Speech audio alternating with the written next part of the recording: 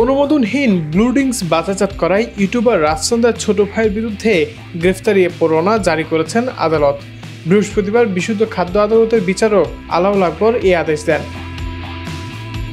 Blue drinks পানীয়টি অনুমোদনহীন হওয়ায় নিরাপদ খাদ্য কর্তৃপক্ষের ক্ষমতাপ্রাপ্ত খাদ্য পরিদর্শক মোহাম্মদ কামরুল হোসেন এক আবেদন করেন, যেখানে তিনি বলেন ব্লু এর কোনো অনুমোদন নেই, এমনকি ঔষধ প্রশাসনও জানে না এসব ঔষধ না পানীয়।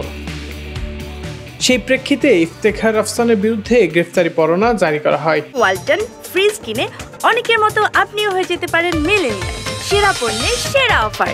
আলোচিত জনপ্রিয় কন্টেন্ট ক্রিয়েটর রাফসানদার ছোট ভাই খ্যাত ইফতেখার রাফসানের ব্লু ড্রিঙ্কসের অঅনুমোদিত একটি কারখানায় গত 24 এপ্রিল অভিযান চালায় ভ্রাম্যমাণ আদালত। গোপন সংবাদের ভিত্তিতে কুমিল্লা বিসিক এলাকায় অভিযান পরিচালনা করেন জেলা প্রশাসন ও বিএসটিআই এর ভ্রাম্যমাণ আদালত।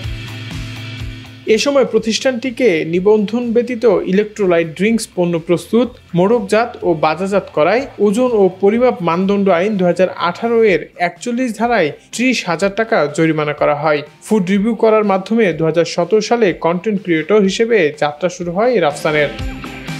কয়েকদিন আগে এই তরুণ তার বাবা মাকে 2 কোটি টাকা দামের একটি অডি গাড়ি উপহার দিয়ে ঝড় তোলেন সামাজিক যোগাযোগ মাধ্যমে। গত বছরের 7 ডিসেম্বর ব্লু নামে ইলেকট্রোলাইট ড্রিঙ্কস ব্লু বাজারজাত করার ঘোষণা দেন আলোচিত ইউটিউবার রাফসান।